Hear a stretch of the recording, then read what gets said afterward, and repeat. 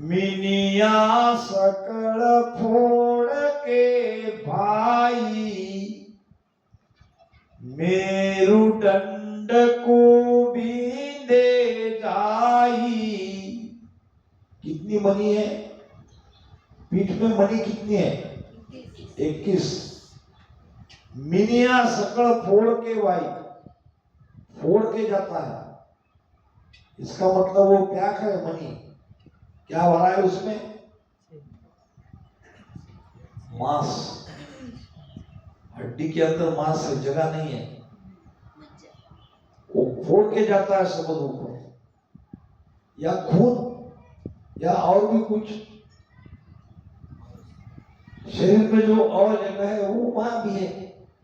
और ये सब भरी है हमारी रीढ़ की हड्डी, उसको फोड़ के ये नेचर ऊपर चढ़ता है। नेचर की क्या आवश्यकता है? समझ में आया?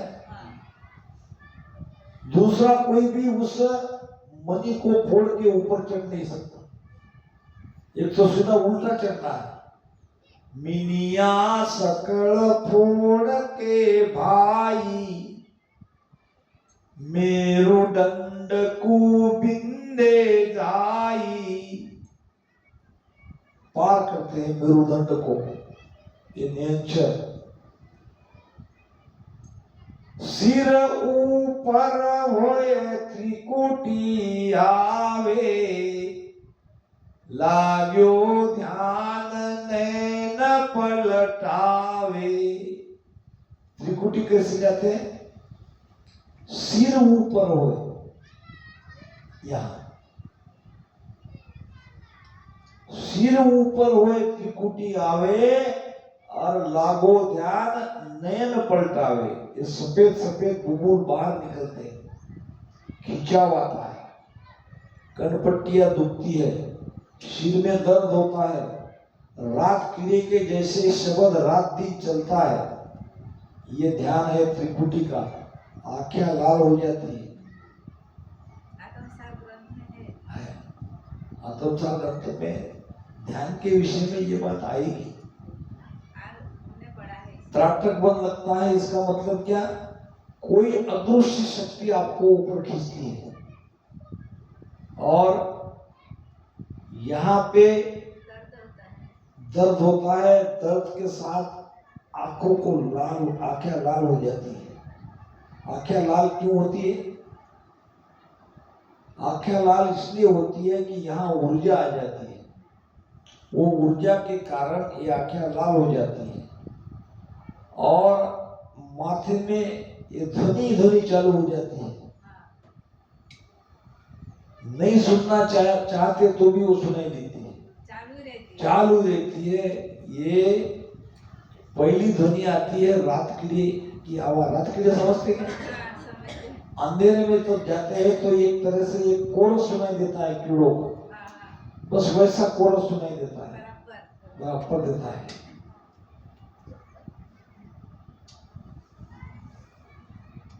सिर ऊपर होए त्रिकुटी आवे, और लाग्यो ध्यान नैन पलटावे। सुख राम लगे जब ध्यान रे, नैना उल्टा थाय। तीनों रास्ता एक होए, 10वें द्वार लखाए। घट पर्चा में महाराज कहते हैं, तीनों ध्यान त्रिकुटी लागे, न्यारी कला दिखावे। ये तीनों गाड़ियां इकट्ठी वहां आ जाती है, और उसका परिणाम न्यारा न्यारा अनुभव, अलग अलग कला अंदर में दिखाई देती है। गंगा जमुना और सरस्वती त्रिकुटी जायर नहाया, कहे सुखराम काया काशी में तन मेरो मन फिर आया। ये काया रूपी काशी में ही मन सब घूम के आया। इसने ही त्रिवेणी संगम में जाके स्नान कर लिया, यही हमारे सारे पाप कट गए। सब कुछ अंदर है। साधो भाई तीरथ तो सब किया, संतो भाई तीरथ तो सब किया। एक धाम है सो हम परशा, एक धाम ऐसो हम परशा, जल बिन जलवा पिया, साधो भाई तीरथ तो सब किया। सारे तीर्थ हमारे घट में ही है। घट में गंगा, घट में जमुना, सब कुछ घट में ही है। दरियाव जी महाराज की शिष्य परंपरा में एक संत हुए। संत होने के पहले किसी राजा के दरबार में, जोधपुर नरेश के दरबार में कोई मुलाजिम थे, बड़े ओहदे पर, सत्संग में भी जाते थे, राजा की चाकरी भी करते थे। कभी कभी अर्जेंट काम छोड़ के चले जाते थे, राजा को बड़ा गुस्सा आता था। मगर राजा भी सत्संग के महत्व को थोड़ा बहुत तो जानते ही थे, इसलिए गुस्सा पी जाते थे। क्योंकि आयन काम के समय संगत से बुलावा आ गया तो ये चले जाते थे छोड़ के। अब सत्संग में जाके कुछ न कुछ बातें पकड़ के लाते थे। ऐसे ही सत्संग में ये ज्ञान, एक साखी आई, घट में गंगा, घट में जमुना। ऐसे गुरु महाराज ने कहा होगा कबीर साहब का दुआ, वो मुंह से पुटपुटाते हुए आ रहा था, घट में गंगा, घट में जमुना, घट में गंगा, घट में जमुना। और राजा को बड़ा अर्जेंट काम था, अर्जेंट काम छोड़ के गया था, गुस्से में थे। अच्छा, घट में गंगा, घट में जमुना, आज देखता हूं। अब एक रूम में उसको बंद कर दिया, बाहर से ताला लगा दिया, और खिलाने के लिए उसको ऐसी वस्तु दी जिसमें तेज ज्यादा, मिर्ची ज्यादा, और कहा कि राजा का आदेश है, ये तुमको खाना पड़ेगा। राजा का आदेश है, मतलब बहुत डरते थे, पालन करना ही पड़ता था। अब थोड़ा सा खाया नहीं तो अंदर से, अब पानी नहीं, पानी रखा ही नहीं था। एक सिपाही देख रहा था, राजा का आदेश है पूरा का पूरा खाओ। अब एक भी खाया नहीं गया तो पूरा कैसे खाएगा, इतना देश आ रहा था। नहीं तो राजा को कहना पड़ेगा ये नहीं खा रहा करके, फिर ये तुम्हें और तकलीफ ज्यादा होगी। अब दूसरा खाया तो आंखों से पानी आने लगा, धार चल के, इतना तेज कभी जिंदगी में खाया। गुरु महाराज को याद किया, खाने लगा, रोने लगा। पानी पानी पानी, इधर उधर देखा, बाहर सिपाही को कहा, अरे भाई पानी पिलाओ मुझे। बहुत तेज था। इतने में राजा है, तुम तो कहते थे घट में गंगा, घट में जमुना, अब निकालो गंगा और जमुना को, पिलो पानी। घट में गंगा, घट में जमुना कहाँ है? अब समझ गए हो, ये तो गुरु महाराज के वचनों का अपमान हो रहा है। बैठा राम राम करने के लिए, इसी स्थिति में रोने लगा, हे गुरुदेव, मेरा कुछ भी हो जाए, मगर आज तुम्हारे वचनों की परीक्षा हो रही है। विरह प्रेम के साथ भजन होने लगा, और जमीन में से ऐसी धार ऊपर आ गई। यह हकीकत है, धार ऊपर आ गई, सारे लोग आके देखने लगे, अरे राजा ने माफी मांगी। अरे भाई कितना गलत हुआ मेरे हाथ से, परीक्षा नहीं लेनी चाहिए थी। कहने का मतलब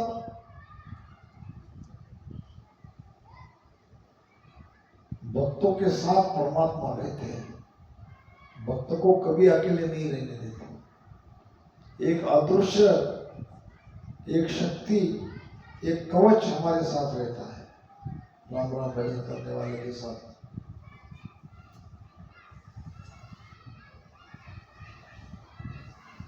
अब चढ़िया नाम अगम दिस भाई, बिना प्रेम नहीं और उपाय। विठल राव अब बूझो वाणी, किण सो प्रेम करे जो प्राणी। अब बताइए हमारी तुम्हारी शंका जो मन में थी, ये विठल राव ने हमारा काम कर दिया। हमारे अंदर जो भी शंका अभी तक उठ रही थी वही विठल राव ने महाराज को पूछ लिया कि विठल राव अब बूझो आणी। बूझो नाम पूछा क्या कि नसु प्रेम कर यो प्राणी। क्यों ऐसा पूछा?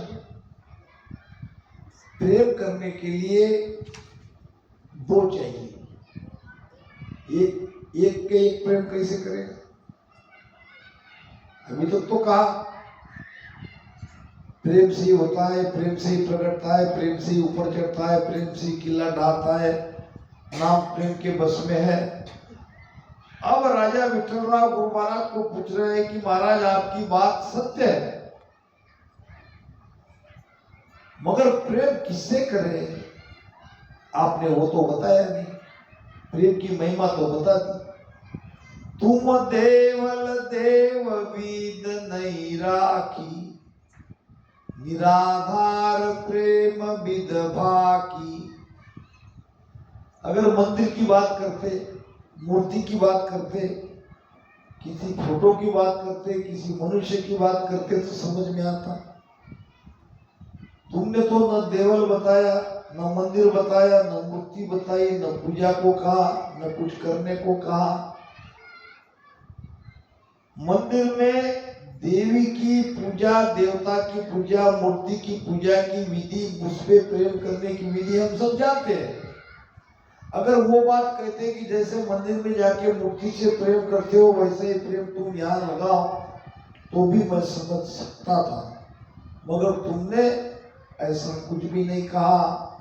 तुम देवल देव विद नहीं राखी, निराधार प्रेम विद भाकी। कहो प्रेम कोण सो लागे, बिना सूद कैसे कोई भागे। क्या कहा? कहो प्रेम कौन सो लागे, किसके साथ प्रेम लगाए? आप कह रहे हो भागो, मगर बिना जानकारी से कोई कैसे भागेगा? चार दिशा है, किस तरफ भागे? चौराहे पे खड़े करके आपने कह दिया भागो, वो भागने वाला किधर भागेगा? तुम बताते इधर भागो, उधर भागो, उधर भागो तो चले जाते। तुम इशारा भी नहीं करते। प्रेम करो, किससे करें? प्रेम के लिए कोई दूसरा चाहिए कि नहीं? किससे प्रेम किया जाता है ये नहीं बताया। बिना सूद कोई कैसे भागे, करणी ज्ञान ध्यान नहीं राख्यो। भ्रम में मत पड़ जाता ये सुन के, क्योंकि मैंने पहले ही क्लियर किया है, ये बात भक्त की हो रही है। यहाँ केवल प्रेम की बात कर रहे हैं, दूसरी बात साधना की मैं बताई, तीसरी ज्ञान की भी बताई। यह बात हो रही है प्रेम की, केवल प्रेम। और बाकी जगह जो बात होती है वो साधना की बात होती है। सांस उच्छ्वास में आसन लगाओ और भजन करो, ये भक्ति का मार्ग बता रहे हैं। जैसे गीता में मैंने पहले ही कहा था कि भक्ति योग, कर्म योग और ज्ञान योग, इसी प्रकार इसमें भी भक्ति योग है, कर्म योग है, ज्ञान योग है। ये भक्ति योग का बात चल रहा है। करनी ज्ञान ध्यान नहीं राख्यो, कोई करनी नहीं, कोई ज्ञान नहीं, कोई ध्यान नहीं, निराधार प्रेम तुम भाक्यो। निराधार प्रेम की बात आपने कही है।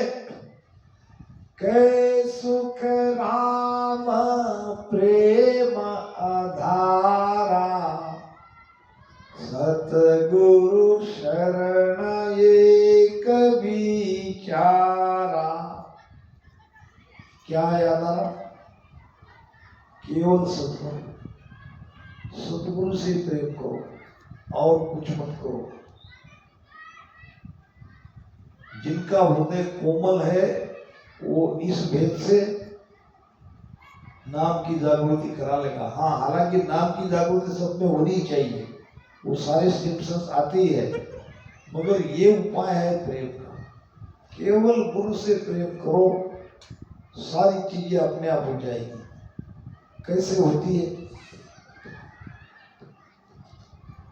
के सुख राम भवर के संग रे, कीट पलट भरा होई रे। के सुख राम भवर के संग रे, कीट पलट भरा होई रे। मैं बिगड़या हूँ राम दुहाई, तुम मत बिगड़ो लोई रे। सुन जो रे सब पुरुषा नारी, कर्म दियो सब खोई रे। सारे कर्म को छोड़ दिया, कोई विधि कोई विधान नहीं, न श्वास में, न उश्वास में, न विद्या से, न आसन लगाना है, न कुछ करना है। फिर भी मैं बिगड़ गया, जगत की दृष्टि से मैं बिगड़ गया। कैसे बिगड़ा? के सुखराम भवर के से भौरा रहता है। भौरा देखा है? भौरे में मेल फीमेल नहीं है, वो जाति में मेल फीमेल नहीं है। अब हर प्राणी मात्र को अपनी संख्या या प्रजनन की शक्ति सबको दी है। सब बढ़ रहे हैं कि नहीं? मनुष्य बढ़ रहे, प्राणी बढ़ रहे, पक्षी बढ़ रहे, जानवर बढ़ रहे, मगर वो एक प्राणी ऐसा है जिसमें जोड़ा नहीं है। फिर उनका प्रजनन कैसे हो, उनकी संख्या कैसे बढ़े? तो उनमें एक अद्भुत गुण दिया है, अद्भुत शक्ति है उसके अंदर, कि वो भौरा दूसरे जाति के कीड़े के ऊपर मंडराता है। भूं भूं भूं 3 बार मंडराता है और चला जाता है, और आता है, भूं भूं भूं और चला जाता है, और आता है, और वैसा ही भूं भूं भूं। अब वो खड़ा नहीं हुआ कीड़ा दूसरी जाति का, तो उसका पीछा छोड़ देता है। उसको लगता है कि ये पलटने वाला नहीं है, दूसरे कीड़े को तलाश करता है। अब कोई कीड़ा एक बार में आवाज सुन के खड़ा हो जाता है, जो खड़ा हो गया उसको मुंह में पकड़ लेता है और लेके चला जाता है। कोई 2 बार मंडराने से खड़ा होता है, कोई कीड़ा तीसरी बार में खड़ा होता है, फिर भी उठा के ले जाता है। 3 बार अगर खड़ा नहीं होता तो उसका पीछा छोड़ जाता है। अब वो दूसरी जाति के जीवित कीड़े को मट्टी का घर बनाता है और उसके ऊपर भूं भूं भूं भूं करता है, और अंदर से वो कीड़ा सूखता है। अंदर क्या करता है वो कीड़े की सुर्ती रात दिन वो आवाज में रहती है। कीड़े की सुर्ती रात दिन वो आवाज में रहती है। रात दिन आवाज में सुर्ती लगाने से दूसरी जाति का कीड़ा उसके जैसा बन जाता है, वो उसका बेटा बन जाता है। फिर बड़ा होने के बाद जब वो उड़ता है फिर उसको छोड़ देता है। ऐसे ही गुरु के वचनों पे जो रहेगा, जो गुरु से प्रेम करेगा या गुरु के शब्द में सुर्ती रखेगा या गुरु में सुर्ती रखेगा, उसके अंदर ये सत्ता जगेगी। ये भक्ति का उपाय बता रहे महाराज। कछवा आंड धरे जल भीतर, कछवा आंड धरे जल भीतर, चित अनुराग लगावे मेरे रामा, चित अनुराग लगावे। आप ही दूर रहे जल भीतर, आप ही दूर रहे जल भीतर, सूरत आंड पर लावे मेरे रामा, सूरत आंड पर लावे। जैसे कोई नेह लगावे, जैसे कोई नेह लगावे, नेह लगावे प्रभु पावे, नेह लगावे प्रभु पावे।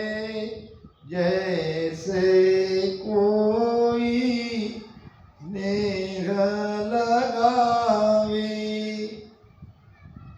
दूसरा प्रमाण कछुए का। कछुआ अंडी देता है जल के अंदर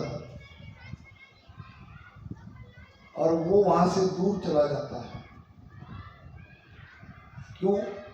अंडी के पास रही तो उसके साथ साथ अंडी को भी धोखा है, उसको छुपा देता है, छुपा के दूर चली जाती है। कछुआ अंड धरे जिन भीतर, चित अनुराग लगावे, आप ही दूर रहे जल भीतर, सूरत अंड पर लावे। वहीं से सुरती अपने अंडों पर रखती है और सुरती के द्वारा ये अंडे में से कछुए के बच्चे निकलते हैं। और क्या गजब का, क्या कुदरत का पराक्रम है। उस कछुई के जैसे और भी कछुई अंडे देती है, सबकी रीति एक ही है।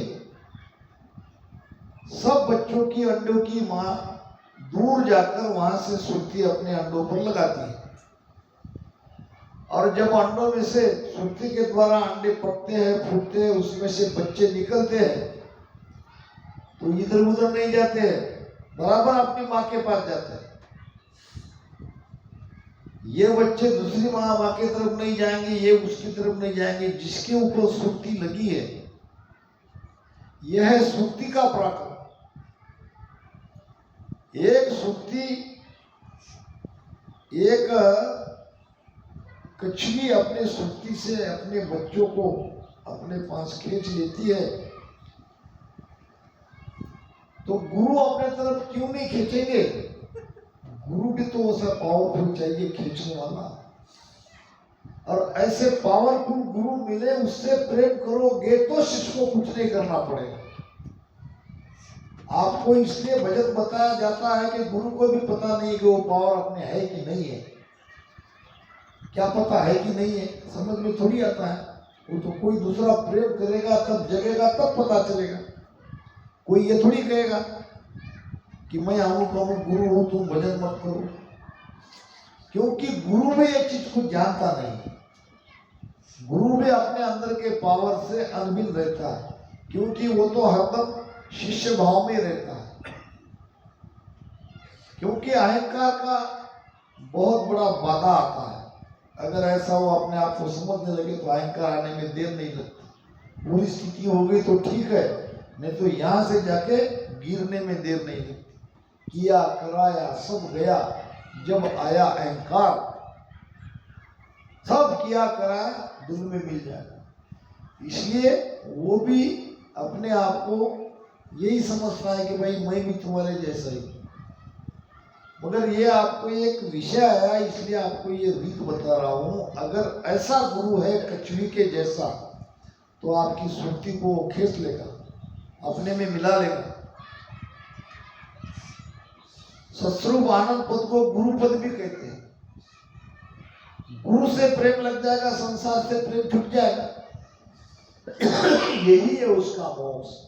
के सुख नाम प्रेम आधारा, सतगुरु शरण एक विचारा। मेरे ज्ञान को उस समय तक वहीं पे समझना, क्योंकि मैं खुलासा करते जा रहा हूं ये किस विषय पे बात हो रही है। ये बात जब निकली तब मुझे ये सारी चीजें बतानी पड़ी। जब ये विषय नहीं आया तो नहीं बताया, क्योंकि ये भी एक प्रोसीजर है, ये भी एक तरीका है, और वो तो तरीका हम जानते ही है। दूसरी तीसरी बात बताई मैंने ज्ञान की, मगर वो मिलने के लिए वो भी प्रमाण के साथ बताया, दोनों भाई का प्रमाण देके। और शरण कोई नहीं चाहिए, आप ही उलट आप में रहिए। बाकी किसी की शरण की जरूरत नहीं है। एक गुरु से प्रेम लगा दो और आप ही आपके अंदर उलट के रहो। यानी ज्ञान को समझो, सत्संग में सुनो, सत्संग में जो कहा है वैसा राम राम करते रहो। राम राम तो सबको करना ही पड़ता है ना। ऐसा नहीं कि राम राम के साथ ही प्रेम करना है। ध्यान रखो ये बात को, राम राम तो कहीं छूटेगा नहीं। जो चाहे सो सतगुरु होई, आनंद ब्रह्म राम कहूँ तोई। जो जीव आनंद लोक में जाना चाहता है उसके लिए ये भी एक उपाय है। जो चाहे, यानी सत्स्वरूप आनंद पद की प्राप्ति करना चाहते हो तो आपको सदगुरु का आधार पकड़ना पड़ेगा, उससे प्रेम करना पड़ेगा। आनंद ब्रह्म राम को कोई, यानी आनंद ब्रह्म राम भगवान परमात्मा, तो आपको ऐसे गुरु को ही मानना पड़ेगा पहले, वही आपके लिए भगवान है। कबीर साहब ने तो उससे भी आगे कही दी बात। क्या कहा? गुरु गोविंद दोनों खड़े, काके लागे पाए, बलिहारी गुरुदेव की गोविंद दियो बताए। वो तो उसके भी आगे, बहुत आगे चले गए। यहाँ तो बात हो रही है कि गुरु को परमात्मा मानो, मगर वो कह रहे हैं कि परमात्मा को छोड़ के गुरु को पैर पकड़ो। बात आगे की हुई, भाव की बात है।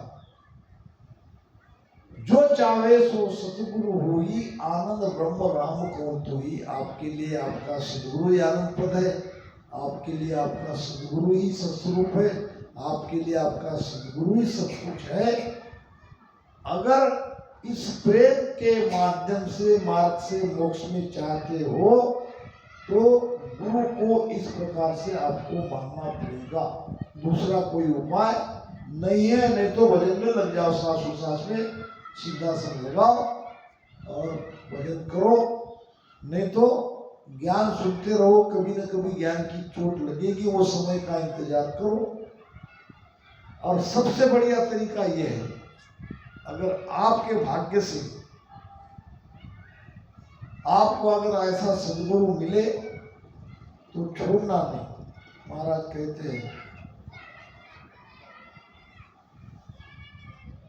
एक भजन में कहा है, आठ पोहर 64 घड़ी हरनाय बिसारे। आठ पोहर 64 घड़ी हरनाय बिसारे।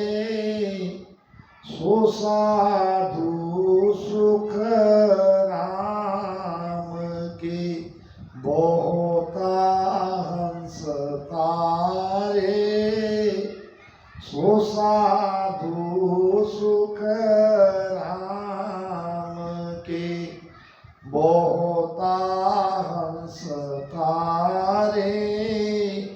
उठ परोड़े प्रेम सु पूरन पद गावे। दिनवा की माता पिता हर सूली वल्यावे। देखो क्या